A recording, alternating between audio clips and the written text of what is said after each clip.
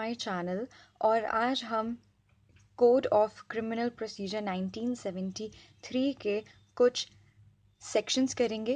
We are starting part 1 of criminal procedure code. तो यहाँ पर सबसे पहले अगर हम सेक्शन 1 की बात करें, आपको मैं बता दूं कि जब भी हम बेयर एक्ट पढ़ते हैं तो सेक्शन 1 से हमें शुरू नहीं करना चाहिए। उसके ऊपर एक छोटी सी इंट्रोडक्शन होती है, उसको हमें ज़रूर ध्यान में रखना चाहिए। जैसे कि अगर आप कोड ऑफ क्रिमिनल प्रोसीजर 1973 की बेयर एक्ट खोलेंगे तो उसके अंदर सबसे पहला है an act to consolidate and amend the law relating to criminal procedure be it enacted by Parliament in the 24th year of the Republic of India as follows। इसका मतलब है 24th year of the Republic of India में ये parliament में enact किया गया था code of criminal procedure. और ये बहुत ही इम्पॉर्टेंट है प्रीलिम पॉइंट ऑफ व्यू से, क्योंकि ये जनरली पूछ लेते हैं कि कौन से ईयर में इनैक्ट किया गया था। तो उसके बाद ये है कि हमारे को हमेशा हमारे इंट्रोडक्शन से पता चलता है कि क्या वो एक्ट एग्जॉस्टिव है या नहीं। एग्जॉस्टिव मतलब कि जितने भी प्रोविजंस, जितना भी लॉ रिलेटेड है प्रोसीजर से, वो क्या इस पूरे एक्ट में है।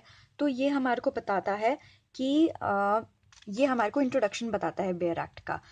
और उसके बाद जैसे for example criminal procedure code exhaustive अपने आप में पूरा नहीं है।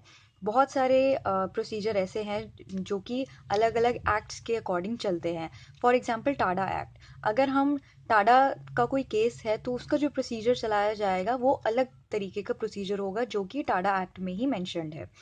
हमें पता होना चाहिए कि criminal procedure lies in the concurrent list. इसका मतलब यूनियन और स्टेट दोनों ही के पास पावर है क्रिमिनल प्रोसीजर कोड में अमेंडमेंट करने की, उनके अंदर चेंजेस लाने की। फॉर एग्जांपल जब आप बेयर एक्ट पढ़ेंगे तो हर सेक्शन के बाद आपको कुछ अमेंडमेंट्स मिलेंगे। फॉर एग्जांपल हर स्टेट के अकॉर्डिंग यहाँ पे कुछ अमेंडमेंट्स हैं। तो इसीलिए इसको बोला जाता है कि ये कॉन्करेंट लिस्ट में है, मतलब स्टेट और सेंटर दोनों इसमें लॉज बना सकती है। बाद यहाँ पर क्रिमिनल प्रोसीजर कोड जो है, मैं आपको पहले भी बता चुकी हूँ कि वो both substantive and procedural law है। सब्सटैंटिव मतलब जहाँ पे हमारे को रूल्स एंड रेगुलेशंस बताए गए हों, और प्रोसीजरल मतलब जिसके अंदर प्रोसीजर भी दिया हुआ हो। तो criminal procedure code is both substantive and procedural law. उसके बाद यहाँ पर जो सीआरपीसी है वो प्रोस्पेक्टिव इन ऑपरेशन है। प्रोस्पेक्टिव मतलब जब कोई ये तब एक्ट में आता है जब कोई ऑफेंस कमिट होता है। प्रोसीजर हमारा तब एक्ट में आता है। Our criminal procedure system is adversarial and not inquisitive। Inquisitive का मतलब ये होता है, फॉर एग्जाम्पल जैसे यूएसए है, तो यूएसए में क्या होता है कि जज has to play the role. वही एविडेंस लेते हैं, वही जजेस ही एविडेंस लेते हैं, जजेस ही एग्जामिन करते हैं।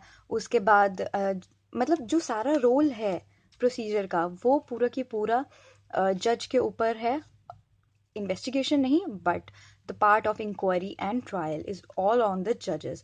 बट हमारे यहाँ पे क्या है कि यहाँ पे इन्वेस्टिगेशन पुलिस करेगी, इंक्वायरी मजिस्ट्रेट करेगा, ट्रायल हमारे स्पेसिफाइड कोर्ट्स करेंगे।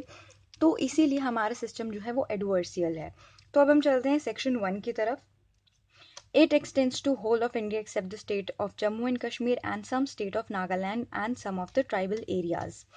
तो यहाँ पे आर्टिकल 370 ऑफ द कॉन्स्टिट्यूशन के तहत जम्मू एंड कश्मीर को स्पेशल स्टेटस दिया गया है, और ये सारे प्रोविजन स्टेट ऑफ नागालैंड और ट्राइबल एरियाज पे अप्लाई नहीं करते हैं। चाहे तो उनकी स्टेट्स कर सकती हैं, लेकिन इट इज़ नॉट मैंडेटरी। जैसे ये all it applies to whole of India, ऐसा नहीं है। उसके बाद अगर हम इन स्पेशल स्टेटस की बात की जाए तो ये सारे provision chapter 8, chapter 10 and chapter 11 पे अप्लाई करेंगे, क्योंकि chapter 8, chapter 10 and chapter 11 are mandatory. What is chapter 8, chapter 10 and chapter 11? Chapter 8 is security for keeping the peace and for good behavior. Chapter 10 is maintenance of public order and tranquility, and chapter 11 is preventive action of the police. ये तीनों chapters जो हैं वो applicable होंगे। कि मैंने आपको बताया कि जो प्रोविजंस है सीआरपीसी के वो certain district of state of Nagaland पे अप्लाई नहीं करते हैं, लेकिन सुप्रीम कोर्ट ने ये कहा था कि माना कि वो सारे प्रोविजंस जो सीआरपीसी के हैं वो अप्लाई नहीं करते, लेकिन जो अथॉरिटीज़ हैं वो उस इसके बावजूद भी सीआरपीसी से ही रेगुलेट होंगी, गवर्न होंगी। उसके बाद अगर जैसे मैंने आपको बताया कि the CrPC act is exhaustive, अगर कोई स्पेसिफिक प्रोविजंस यहाँ पर मेंशन नहीं है तो कोर्ट के पास इनहेरेंट पावर्स है कि वो यहाँ सीआरपीसी के प्रोविजंस को मोल्ड करके जस्टिस को सिक्योर करेगी। सेक्शन 2 पे चले तो section 2 is a definition clause. इसके अंदर हमारे को सारे ऑलमोस्ट सारे टर्म्स की डेफिनेशन दी हुई है। फॉर एग्जाम्पल अगर हम 2A की तरफ चलें तो it tells us about bailable offence means an offence which is shown as bailable in the first schedule or which is made bailable by any other law for the time being in force, and non bailable offense means any other offense. तो bailable offence क्या है? अगर हम simple language में बात करें तो bailable offence वो है जिसके अंदर वो ऑफेंस है जिसके अंदर आपको बेल आसानी से मिल जाती है, which is not so serious. Bailable offence में जो मैक्सिमम सज़ा होती है वो 3 साल की होती है। तो गाइस जो हमारा सेकंड सेक्शन है डेफिनेशन क्लॉज जो है वो काफ़ी बड़ा है, तो हम इसको अगली वीडियो में कवर करेंगे। और जब तक के लिए thank you so much guys for watching my video, and please subscribe my channel for more such videos. And आप हमारे इंस्टाग्राम और फेसबुक हैंडल पे भी हमें फॉलो कर सकते हैं, लिंक डिस्क्रिप्शन बॉक्स में है। Thank you guys.